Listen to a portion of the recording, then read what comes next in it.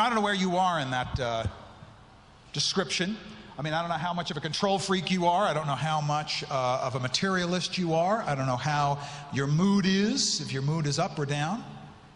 But I'll tell you this, it begs the question, what's happened in the culture that's brought us to this place? Well, let me tell you something. I come from an allegedly, you know what, I think I'm going to keep using this here. Can I have this back on again? Yeah. I come from an allegedly functional family, okay? I'm one of 7 kids from Brooklyn, New York. My grandfather was a lieutenant in the New York Fire Department. I came from this blue-collar background of firefighters and cops and teachers and, whatever. And my family really valued education. That was their thing. And so all 7 of us grew up and went to college. And then after college, well, do you remember the draft lottery during Vietnam? I was number 1. I won the lottery. Some people win a money lottery. I won the draft lottery. Well, anyway, not surprisingly, all the kids in my family, the 7 brothers and sisters, met their significant others around this time. You guys can relate to this, right? And then we did what Americans have been doing for years and years. We all moved away to do our life with our other.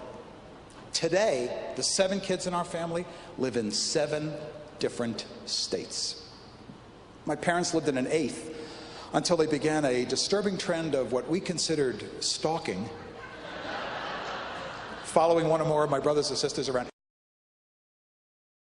Tens of millions of us relocate every year. We move every 5 years. Between the ages of 20 and 40, the career and family building years, 1 out of 3 move every single year. More than half away from their county, their town of origin.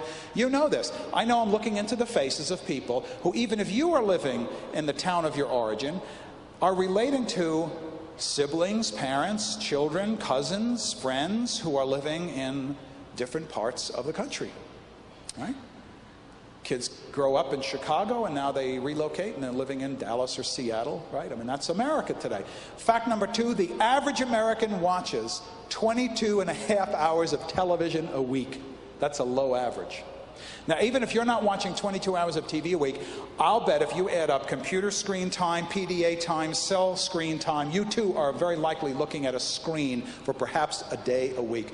These 2 statistics have helped to transform not only the sociology of American life, but the psychology of American life. My brothers and sisters are not part of my life anymore. I love them. We have great reunions. They all have wonderful families.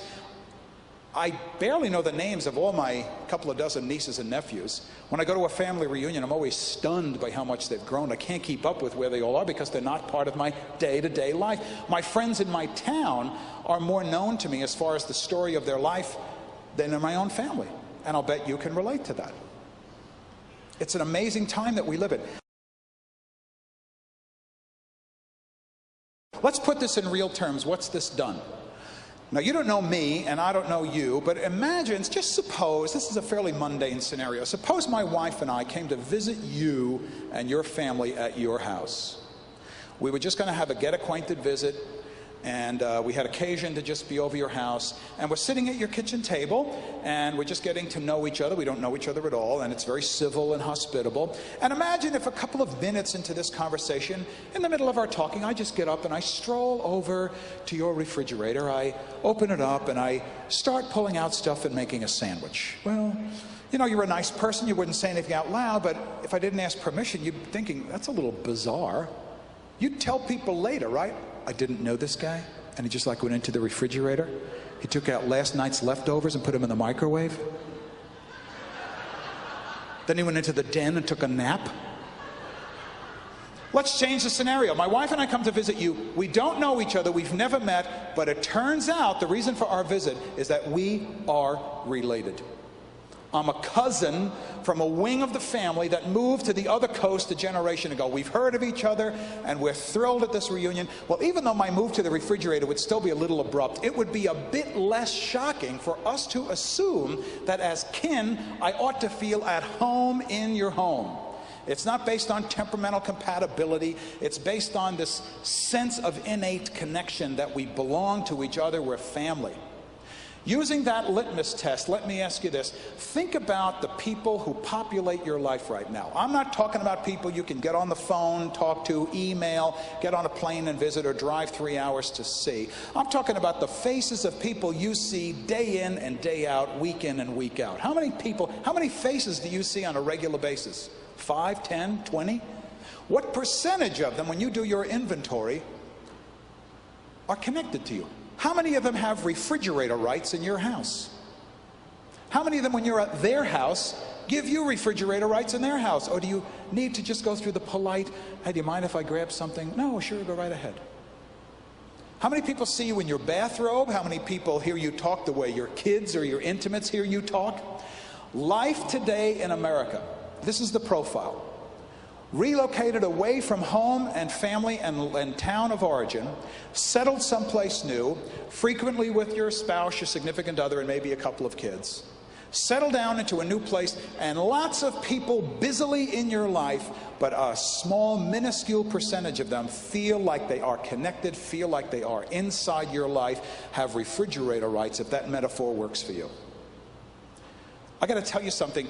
We are not made to sustain our emotional equilibrium depending on too few people.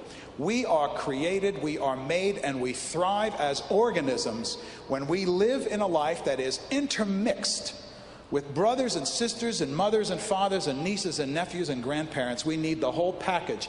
And it is something that Americans, and this is a stunning thing, at Purdue University we have a large number of international students, and when I talk to them about this dynamic, refrigerator rights, they will share openly how stunned they are about the ease with which Americans just discard these important relationships and then fail to recreate them. Women need more women who feel like sisters. Men need more men who feel like brothers. And this is not some moral imperative. It is a psychological reality.